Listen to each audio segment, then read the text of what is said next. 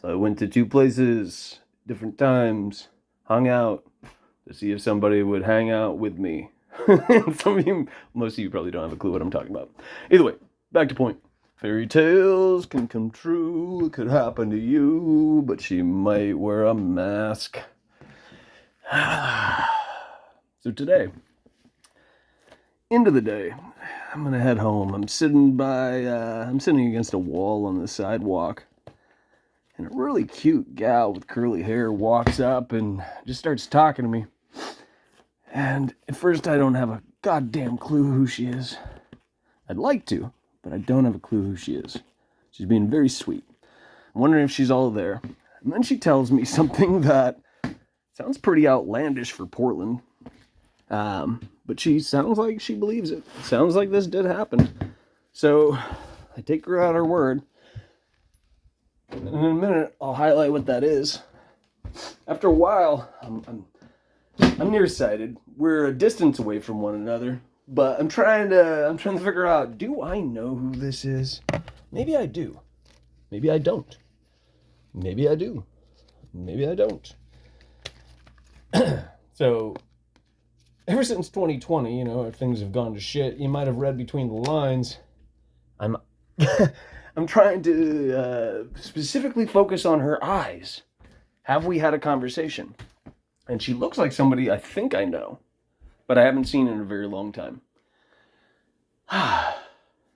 So as it turns out, it is the gal that we live relatively near to one another. Sometimes we walk each other part of the way home, and we've had conversations on and off throughout time because we both take different routes and blah, blah, blah, blah, blah, blah, blah, blah, blah. So now I'll show you a screenshot of what she was telling me about, which apparently happened relatively recently here in Portland. And I didn't have a clue that this took place. To which, obviously, she looked at me like, how the fuck do you not know these things?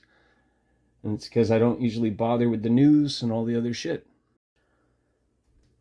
And by the way, I have answers to reality unlike the other kids. This isn't an empty promise. Some of you should already know as much, but as always, what the fuck do I know? And I must be dealing with bots and or people who don't understand what I just said. Case in point, I asked folks yet again, I've repeated myself on this note, to tell me which subjects or things, stuff that they're curious about and they're trying to figure out. Supposedly 600 people, I think, saw this post, maybe 500, and 0 chimed in. Well, one of them wrote the word burger and left emoji. So I wasn't so nice to that person because what the fuck does that have to do with what the video, asked of you? Would you agree that despite corporate holidays, a Valentine is supposed to be romantic? This is also supposed to be ironic, and I know I'm less than clever at the moment.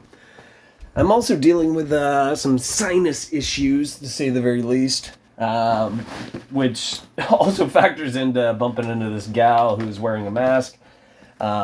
She wasn't, like I said, at first, but she put one on when we rode the bus, took it off when we walked home. Yeah, very sweet person. I still frown on masks and all that other stuff, and I've highlighted as much, and most people just do not care. They don't care. They do not care. Sidebar. After waiting at the 2 locations I highlighted earlier, and pointing out that I was wearing a white Subhumans t-shirt, I threw in the towel. I ended up at a Trader Joe's, and people are very kind. There's a dude that I know there. We were talking about some shows, and apparently he got to catch the Subhumans, which I've never seen them live. But I did tell him about the Cramps, who I did see live, because he was telling me that the lead singer of the Subhumans was winded after the show, or at least during the show. It's unfortunate. I mean, we get older and oxygen levels deplete, and there's other stuff I would probably teach you guys if I knew you were, keeping up. Having to do with that, because I've answers to reality. Long story short, he gave me a free banana, because he's a good dude. I'm all sidebars or addendums. Just like this video, most people probably won't see this video, so it'll probably have 0 likes and 0 views. Yeah.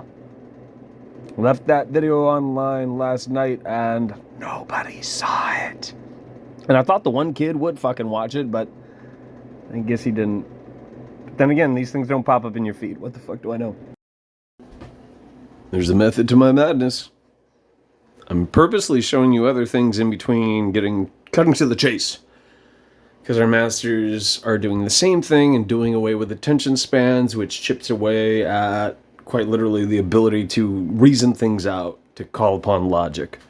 And we see this more and more and more and more and more and more and more on the DARPA internet, because these are quite literally tactics straight out of the MK Ultra sub projects to re-educate nitwits. Just the same. I got a notification down here. It says, you got a new subscriber. It says, you got new subscribers. That's plural, which is also wrong. I got one, and that was days ago. Maybe 2 days ago. Maybe a day and a half ago. Just the same. It didn't just happen. Why am I being shown it after the fact? Why is it belated? This is YouTube. I mean, JewTube. What the fuck do I know? So here's the dirt, all of which is new to me. The incident occurred on Saturday, May 2nd, 2026, when 49-year-old Bruce Valentine Whitman drove an explosive-laden rental SUV through the glass windows of the Multnomah Athletic Club. It's also known as the MAC. At, it looks like 1849 or 1849 Southwest Salmon Street in Portland, Oregon. He died in the car after the devices partially detonated, though no other people were injured. Just before 3 a.m., Whitman crashed through the front entrance, drove around the first floor, and ignited multiple homemade explosives. The car contained about 30 pounds of explosive material, along with approximately 10 improvised explosive devices, IEDs, and 16 to 20 propane tanks. However, only 5 or 6 pipe bombs detonated, averting a much larger catastrophe. According to the gal I was hanging with briefly, she said he had at least one restraining order against him.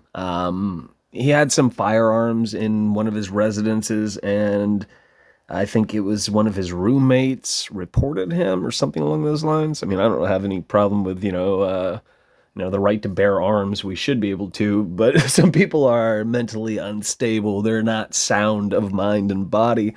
And so what happened was, apparently, the authorities came, they took his guns, but they didn't take all of his guns. And this is well before this incident. This guy was, he was sad. He was having some tough times. So what he did was he shot himself in the head and he lived. So then he shot himself in the head a second time and he lived. And this is, prior to the incident in question, according to this gal. Moving along. The motive, pardon me, and while we were walking, I guessed as much. I told her, did he have a girlfriend, you know what I mean, that he was pissed off at, or did he get fired? And she said he got fired from the job. So let's see if this is what it says. The motive and suspect, Whitman, was a former employee, there we go, who was fired from the MAC in 2019. According to law enforcement and family accounts, he had a long history of mental illness, paranoia, and a personal vendetta against the MAC and its members. I'm trying to remember why. She told me what it was, but I don't remember what the motivation was. I forgot that part. Portland Intervention. Portland Police Behavioral Health Unit. Oh, that's a mouthful. Had been working with Whitman, his family, and the courts for 5 years, securing extreme risk protection orders, seizing firearms, as mentioned, and hospitalizing him. Sorry, I took liberties. But he consistently struggled to engage with long-term mental health treatment. Police classified the attack as an isolated incident and an act of suicide with the intent to destroy the facility. The MAC sustained considerable damage to its ground floor, but remained structurally intact. The gal in question was telling me, I mean, I'm not familiar with this joint, because it also has to do with, athletic, this, that, and the other thing, somewhere in here. Multnomah Athletic Club, MAC. Supposedly it's a membership and you pay quite a bit to be at this joint, which I would never do, and it's only something a yuppie would do in the first place. Not to justify this man's, explosive, plans, but what I'm driving at is supposedly these people still have to pay in their dues or pay their whatever, even though the ground floor is, fucked to shit. That's one way to put it. She also said the guy looks like just any old, Joe Blow on the street. I think she called him a normie or something along those lines, to the effect. So let's see if Google Images will show us anything relevant. This is a sensational story, so it probably will. If it was something that actually mattered in a big way, having to do with reality, Google Images would just show you a bunch of superficial slop. I bet you 10 to 1 will find an image, before the internet, dead ends. Is that it right there? I think, yeah, it was easier than I thought. The Mac Bomber was a union organizer and was sexually harassed at the Portland Club. Documents from the State Labor Department show. Pixelation included. That might be the only one there.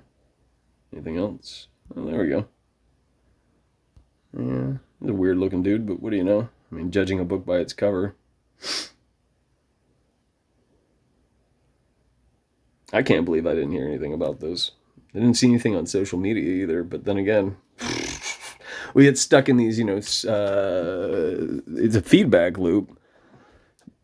And depending on which server you and I are on, we're shown certain things. And some of us have, limited things shown to us, and others have, well, either way.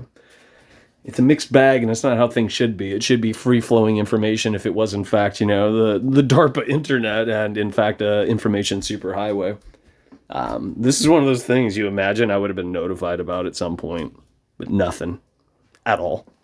Yeah. Who knows? If you hung out, thanks for hanging out. And as always, what the fuck do I know?